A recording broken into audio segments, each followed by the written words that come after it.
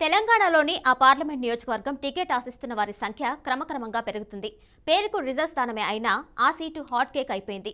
కోయిల ముందే కూసినట్టు అన్ని స్థానాల కంటే ముందుగానే ఆ సీట్ కోసం ఆరాటం పోరాటం షురూ చేసేశారు ఆ సభలు. ఇంతకీ ఏమా స్థానం ఏంటా కమామిషు చూద్దాం.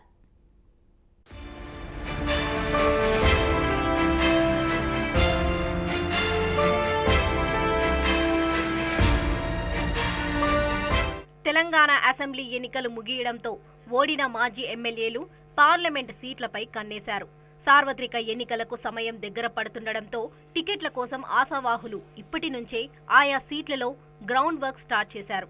పనిలో పని అధిష్టానం దృష్టిలో పడేందుకు అన్ని ప్రయత్నాలు చేస్తున్నారు.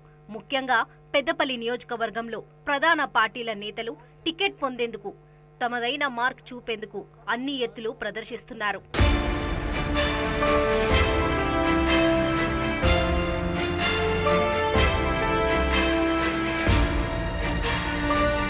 మంచిర్యాల జిల్లాల పరిధిలో ఉన్న నియోజకవర్గం పెద్దపల్లి. భౌగోళికంగా, రాజకీయంగా అత్యంత వైవిధ్యం కలిగి ఉంది. ఓవైపు సింగరేణి, ఎన్టీపీసీ, ఆర్ఎఫ్సీఎల్ లాంటి పరిశ్రమలు, మరోవైపు వ్యవసాయం ఆధారంగా ఉన్న ఈ నియోజకవర్గంలో ప్రస్తుతం రాజకీయంగా కీలక మార్పులే వచ్చాయి. తెలంగాణ ఏర్పడిన తర్వాత ఈ నియోజకవర్గంలో బీఆర్ఎస్ పార్టీదే హవా. ఒక మంతాని మినహా అన్ని అసెంబ్లీ స్థానాల్లో కారు పార్టీ ఎమ్మెల్యేలే ఉండేవారు. దీంతో 2 సార్లు జరిగిన లోక్సభ ఎన్నికల్లోనూ గులాబీ పార్టీ అభ్యర్థులే విజయం సాధించారు. కానీ ఇటీవల జరిగిన అసెంబ్లీ ఎన్నికల్లో సీన్ కంప్లీట్ గా చేంజ్ అయింది. పెద్దపల్లి పార్లమెంట్ పరిధిలోని అన్ని అసెంబ్లీ స్థానాలను కాంగ్రెస్ పార్టీ కైవసం చేసుకుని క్లీన్ స్వీప్ చేసింది. అయితే వచ్చే పార్లమెంట్ ఎన్నికల్లో ఎలాగైనా ఎంపీ సీటు గెలవాలని బీఆర్ఎస్ భావిస్తుండగా అసెంబ్లీ ఎన్నికల్లో వచ్చిన రిజల్ట్ ని రిపీట్ చేయాలని కాంగ్రెస్ భావిస్తుంది.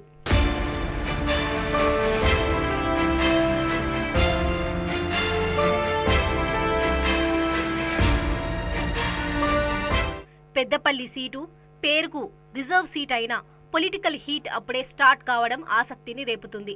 బీఆర్ఎస్ పార్టీ తరపున 2 నేతలు ఎంపీ టికెట్ ఆశిస్తున్నారు. చెన్నూరు అసెంబ్లీ ఎన్నికల్లో పోటీ చేసి ఓడిన బాల్కా సుమన్, ధర్మపురి ఎన్నికల్లో ఓడిన మాజీ మంత్రి కొప్పుల ఈశ్వర్ పేర్లు ప్రధానంగా వినిపిస్తున్నాయి.